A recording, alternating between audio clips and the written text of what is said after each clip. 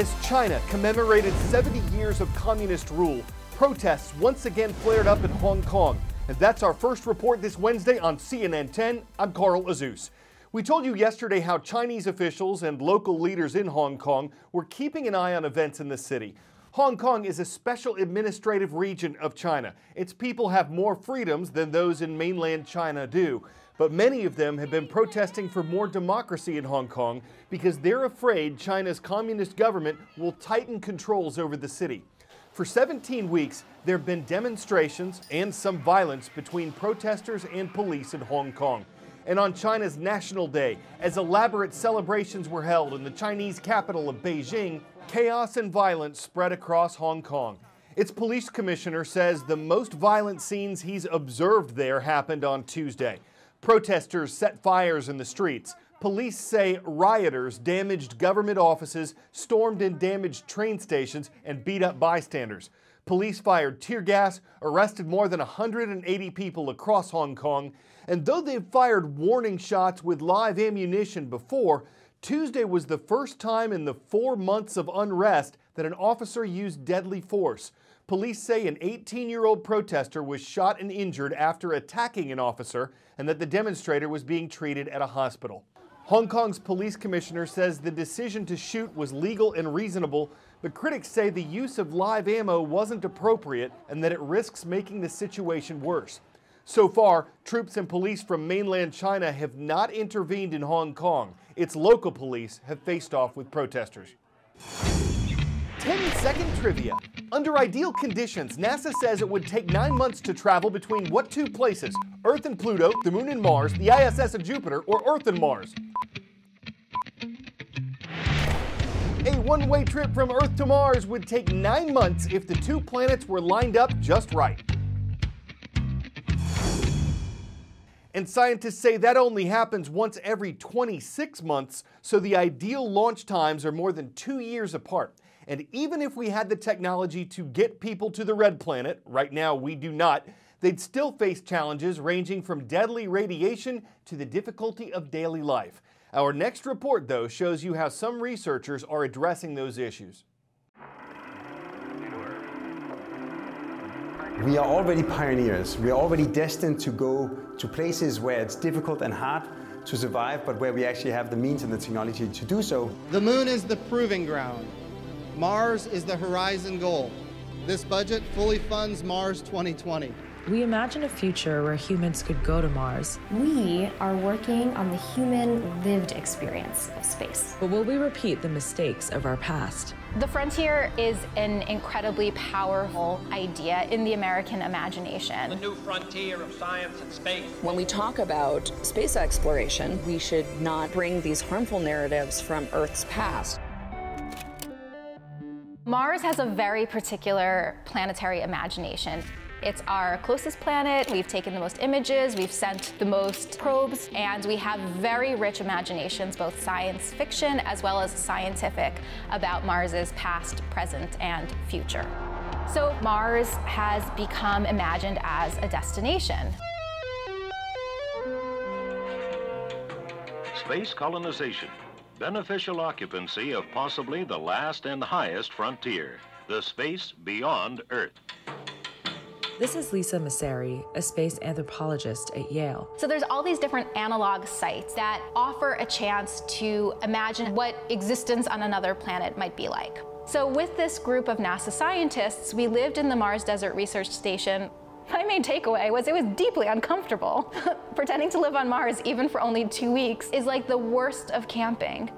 What we would like people to realize is that living on Mars could be like living in an extraterrestrial Arctic oasis. Architect Bjarke Ingels has been hired by the Dubai Future Foundation to create the Mars Science City, a prototype for a permanent human habitat on Mars in 2117. Things that would be unnecessarily expensive or complicated or irrational on Earth would actually make perfect sense on Mars. So if you're building on Mars, you have a very, very thin atmosphere. So you have to create a pressurized environment. The buildings are going to be 3D printed with the local sand. The normal buildings tend to be square because straight lines are cheaper to work with than curves. But when you're 3D printing, it's all about the time and the amount of material. So rounded corners are actually cheaper because they're slightly more materially efficient. So suddenly, instead of having this kind of ultra-rational, machinistic architecture, you could actually end up having this like really organic architecture on Mars. But then you also have too much radiation, so we'll also have large spaces underground. Water is actually the best shield against radiation. We will have to create a self-sustained small city. Inside, people live and work and grow their food. So it's not really this sort of arid tin can, it actually becomes like a lush oasis.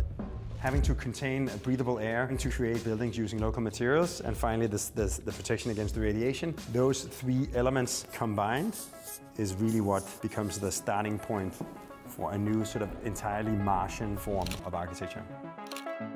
We're building a prototype in Dubai. We're actually trying to recreate the conditions as much as possible so that you will actually have the feeling of what it's going to be like living on Mars. We are working on the foundation of interplanetary civilization, so the technologies that you would want in your Martian settlement. I'm Ariel Ekbla. I am the founder and lead of the MIT Media Lab Space Exploration Initiative. And we have 28 different research groups all across science, engineering, art, and design. You don't necessarily want to live in a space habitat that was designed just by an engineer or just by an artist. You need the meeting of the minds. Ariel's project, the Tesserae, is a self-assembling architecture.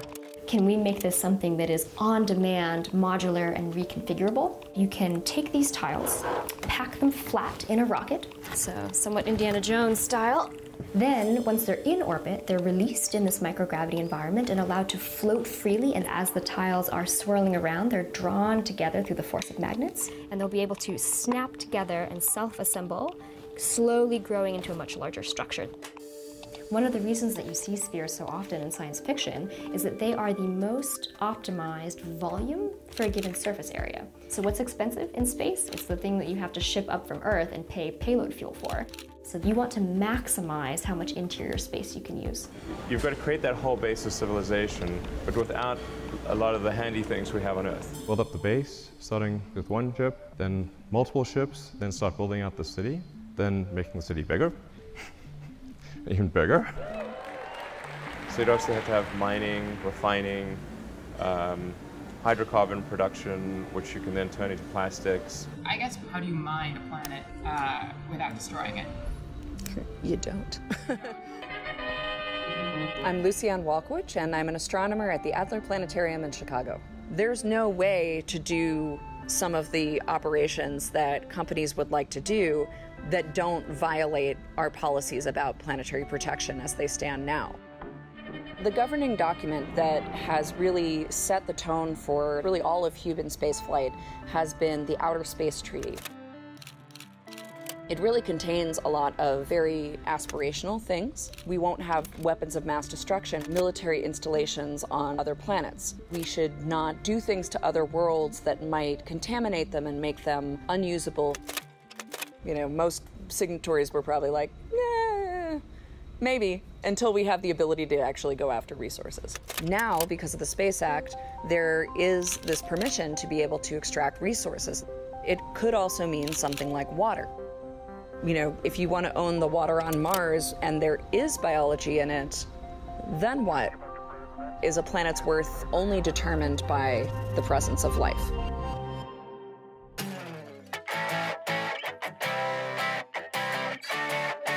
Is an octopus able to dream? I'm sure you've asked yourself this question many times, and this video may have the answer. It's from an upcoming PBS program on octopi. The animals are able to change their skin color when they're trying to escape predators or be them, and this one was recorded changing color in its sleep. So a marine biologist says this might indicate that the 8-armed mollusk was dreaming. But what was it dreaming about? oysters on the half shell, an 8-legged race, watching a cephalopodcast. There are a plankton of possibilities here, and we're not going to invertebrate them or octopile criticism. When an octopus dreams, y'all, the sea's the limit. I'd like to write more puns about it, but I'm out of ink. This is Carl Azuz for CNN.